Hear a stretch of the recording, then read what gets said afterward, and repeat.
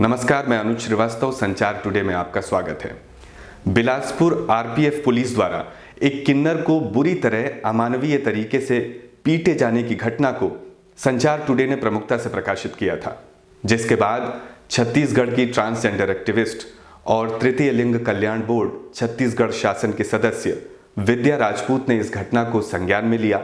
उन्होंने इस घटना की निंदा की है और अपना एक वीडियो बयान जारी किया है। बिलासपुर की ये घटना बहुत ही अमानवीय और असंवेदनशील है। 2016 में पुलिस हेडक्वार्टर के द्वारा सभी जिलों के लिए एक सर्कुलर जारी किया गया, जिसमें स्पष्ट लिखा गया है कि अगर कोई ट्रांसजेंडर व्यक्ति पीड़िता या आरोपी के रूप में थाने तक आती है या उसकी पहचान होती है तो उसके लिए महिलाओं के लिए जो प्रावधान हैं, कानूनी प्रावधान, वो अप्लाई होंगे। पर इसके विपरीत हुआ और जिस तरह से एक पुलिस कर्मी ने उनके ऊपर मारपीट किया, वो सरासर गलत है। अगर कोई व्यक्ति चाहे वो किसी भी समाज का हो तो उसके साथ में जेंडर बेस्ड जो वायलेंस है वो नहीं होना चाहिए। अगर कोई गलत किया है तो उसका फैसला कोर्ट करेगी, न्यायालय करेगी।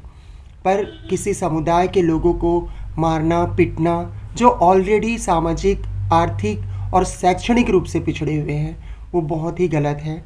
हम पूरे ट्रांसजेंडर कम्युनिटी, किन्नर समाज इस घटना का विरोध करते हैं और आप लोगों से भी निवेदन करते हैं कि ऐसी घटनाओं को रोकने के लिए आप भी आगे आइए। बिलासपुर रेलवे स्टेशन के आरपीएफ थाने के प्रभारी भास्कर सोनी द्वारा एक किन्नर को बुरी तरह अमानवीय तरीके से पीटे जाने की घटना ने प्रदेश भर के समाज सेवियों और संवेदनशील लोगों का ध्यान अपनी तरफ खींच लिया है। सभी ने इस घटना की घोर निंदा की है। पीड़ित किन्नर ने मीडिया को बताया कि उन्हें बिलासपुर आरपीएफ के पुरुष बंदी गृह में बंद किया गया था और जहां उसके साथ बेरहमी से मारपीट की गई थी, जबकि नियमों के अनुसार किसी भी थाने में यदि कोई किन्नर पहुंचे, प्रार्थी या आरोपी किसी भी रूप में, तो उसके साथ एक महिला की तरह व्यवहार किया जाना चाहिए। उसे वो सारे कानूनी अधिकार प्राप्त होते हैं जो किसी महिला को प्राप्त होते हैं। लेकिन फिर भी रजिया किन्नर को आरपीएफ ने पुरुष बंदी गृह में बंद किया था। शुक्रवार को एक अखबार ने आरपीएफ पुलिस के थाना प्रभारी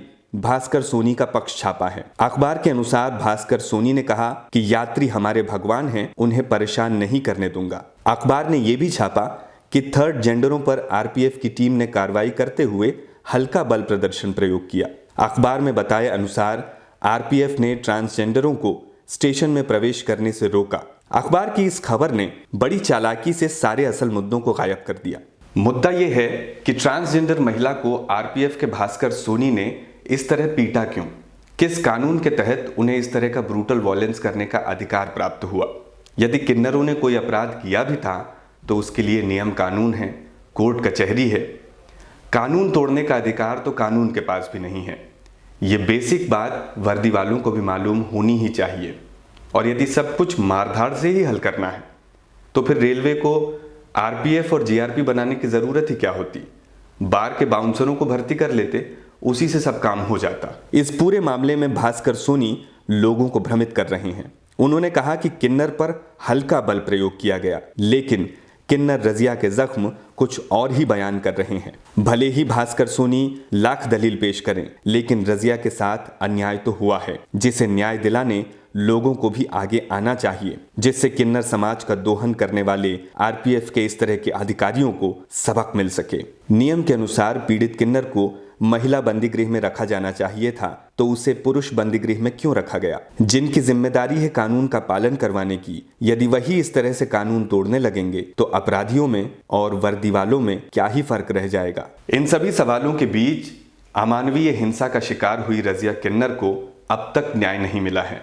वो अब भी एफआईआर करवाने के लिए दर दर भटक रही हैं।